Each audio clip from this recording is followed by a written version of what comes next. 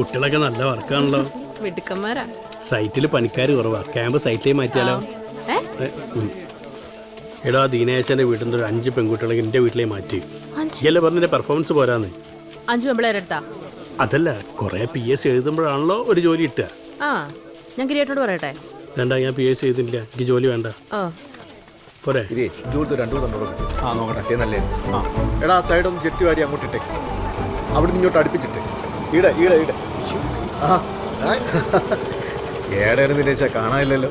എന്റെ നാട്ടിൽ വന്നിട്ട് ഇപ്പോഴാണ് അങ്ങോട്ട് വരുന്നത്. ഇനിയിപ്പോ എന്താ, ഞാൻ അറേഞ്ച് ചെയ്തില്ലേ? ഉണ്ടായിരുന്നോണ്ട് കുഴപ്പമില്ല.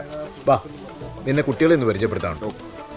സ്റ്റുഡൻസ്, ഇന്ന് നിങ്ങൾക്ക് ഞാനൊരാളെ ഇൻട്രൊഡ്യൂസ് ചെയ്ത് തരാം. ഇത് ദിനേശ് മാഷ്, നമ്മുടെ കോളേജിലെ പഴയ സ്റ്റുഡൻ്റ് ആയിരുന്നു. നമ്മളിപ്പോൾ ക്യാമ്പ് ചെയ്തിരിക്കുന്ന സ്കൂളിലെ ഹൈസ്കൂൾ അധ്യാപകനാണ്. അങ്ങനെ ഒരു ചെറിയ ഇൻട്രൊഡക്ഷൻ മാത്രം പോരാ കേട്ടോ. ഇപ്പം ഏറെ വിവാദമായിക്കൊണ്ടിരിക്കുന്ന ജെൻഡർ ന്യൂട്രൽ ഈക്വാലിറ്റി യൂണിഫോമിൻ്റെ കണ്ടുപിടുത്തക്കാരൻ തന്നെ ഇദ്ദേഹമാണ്. പിന്നെ കടുത്ത സഖാവാണ്, സഹൃദയനാണ്, ഒപ്പം നല്ല കലാകാരൻ.